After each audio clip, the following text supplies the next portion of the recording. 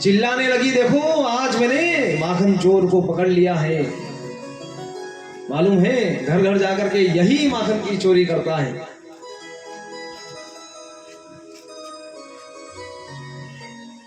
ये ललिता कन्हैया जी का हाथ पकड़ करके जाने लगी, चौराहे पर आ गई। चौराहे पर आकर के कन्हैया जी की नजर पड़ी ललिता के पति के ऊपर। ये गुजर बैठा हुआ था।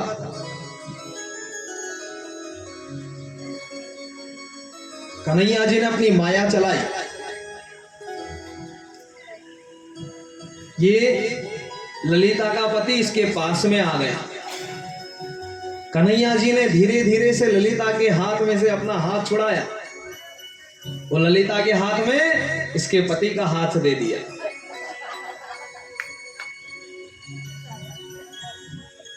धीरे से निकल करके अपने घर आ गए। माता को कहने लगे, माता मुझे नींद आ रही है। कान्हा जी घर आकर के सो गए। सोए नहीं, विश्राम करने लगे। ये ललिता आप चिल्लाने लगी, देखो सुनो गांव वालों, मैंने माखन चोर को पकड़ लिया। गांव वाले देखने लगे, चौराहे पर खड़े होकर के, अरे ललिता को शर्म नहीं आ रही है, अपने ही पति को पकड़ करके बोल रही है कि माखन चोर को पकड़ लिया। कैसी मूर्ख स्त्री है। इस ललिता को मालूम नहीं पीछे क्या हुआ। ये तो हरि की माया है। जाने लगे। चलते चलते यशोदा जी के घर के आंगन में आ गया। चिल्लाने लगी, यशोदा तनिक बाहर आ। यशोदा जी बाहर आ गई। देख, तुझे मालूम है ये घर घर जाकर के माखन की चोरी कर रहा है। यशोदा माता कहने लगी, अगर ये माखन की चोरी कर रहा है तो मैं क्या करूं? चिल्ला काय के लिए रही है? ललिता कहने लगी, अरे उल्टा चोर कोतवाल को लाटे। एक तो ये घर घर जाकर के माखन की चोरी करता है, दूसरा तू मुझे चिल्ला रही है। यशोदा माता कहने लगी, कौन कौन माखन की चोरी करता है? अब इस ललिता को क्रोध आया। कन्हैया जी ने अपनी माया प्रारंभ करी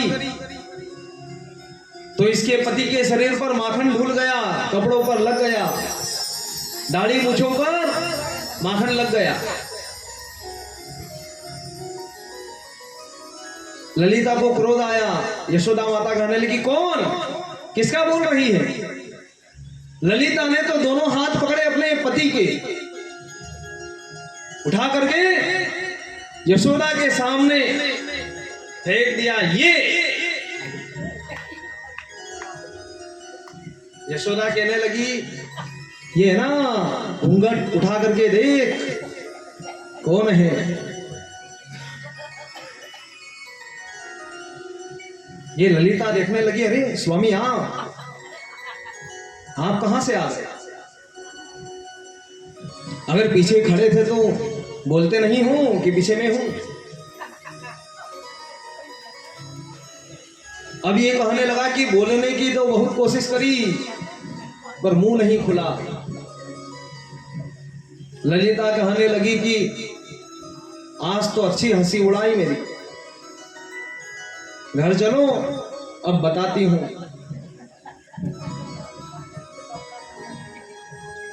हाथ पकड़ करके घर की ओर रवाना।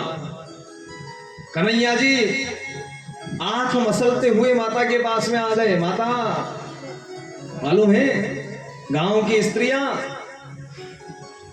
मुझे बार बार पकड़ लेती है, कहती है कि तू कितना सुंदर है।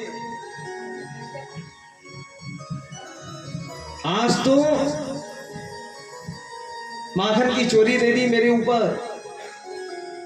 ये गोपियां है ही ऐसी। नंद बाबा को यशोदा जी कहने लगे, स्वामी आज क्या हुआ? इस बालक को तो इन गोपियों ने चोरी का झूठा कलंक लगा दिया। आज के बाद हम इस गांव में गोकुल में नहीं रहेंगे। नंदराय जी कहने लगे, यशोदा अगर गोकुल में नहीं रहेंगे तो कहां जाएंगे? यशोदा माता कहने लगी, कहीं पर भी जाएंगे लेकिन गोकुल में नहीं रहेंगे। नंद बाबा कहने लगे, तो ऐसी एक ही जगह है वृंदावन। वनम वृंदावनम दिव्य, वनों में अगर वन है ना, वृंदावन है, वृंदावन में रहेंगे। नंद बाबा ने वृंदावन में जाने के लिए अपनी गाड़ी को तैयार कर लिया। गांव वालों को मालूम पड़ा कि हमारे राजा गांव छोड़ करके जा रहे हैं, हम भी इनके साथ में जाएंगे। रवाना हो गए।